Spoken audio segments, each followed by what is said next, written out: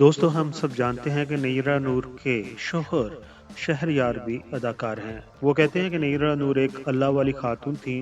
उनके मुंह से जो भी बात निकलती थी वो पूरी होकर रहती थी। नयरा नूर के शोहर शहरयार जैदी ने यादगार वाकयात बयान करते हुए कहा कि एक बार हमारी मुलाजमा की शादी थी। एक मरूफ बिजनेसमैन हमारे जानने वाले थे और हमारे घर आए। तो नयरा नूर ने कहा कि भाईजान हमारी मुलाजमा की शादी है, अगर हो सके तो कुछ इसकी इमदाद कर दें, अल्लाह आपको इसका अजर देगा। लेकिन वो बिजनेसमैन जो उनके जानने वाले थे वो बोले, बीबी हम ऐसे दौलत लुटाने लग गए तो कुएं भी खाली हो जाएंगे और हम भी फुटपाथ पर आ जाएंगे। लेकिन फिर भी मैं देखूंगा, अगर कुछ हो सकता हो तो मैं ज़रूर करूंगा। उसके बाद वो चले गए। उनके जाने के बाद नयरा नूर के मुंह से निकल गया कि अल्लाह करे तेरा दौलत का कुआं खाली ही हो जाए। फिर चंद साल का अरसा ही गुजरा था। वो मालदार तरीन शख्स लोगों से 500 और 1000 रुपए उधार मांगता फिरता था। उसके बाद नयरा नूर के शोहर शहरयार जैदी ने कहा कि मैंने नयरा नूर से कहा कि खुदा के वास्ते किसी को बददुआ नहीं दिया करो और बददुआ पूरी हो जाती है। हमारी ये बहुत ही खूबसूरत गुलकारा 10 साल तक कैंसर का मुकाबला करती रही।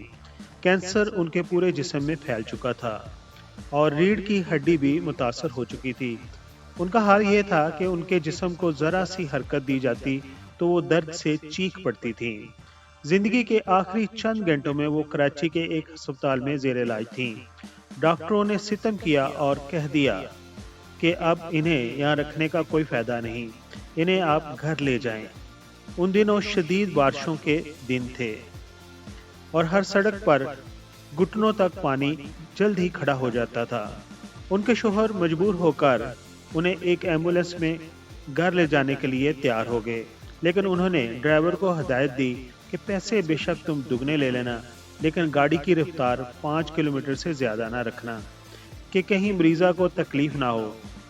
लेकिन वो कहते हैं कि घर तक पहुंचते पहुंचते नयरा दर्द से बेहाल हो चुकी थी और उसी रात उन्होंने घर में आकर दम तोड़ दिया।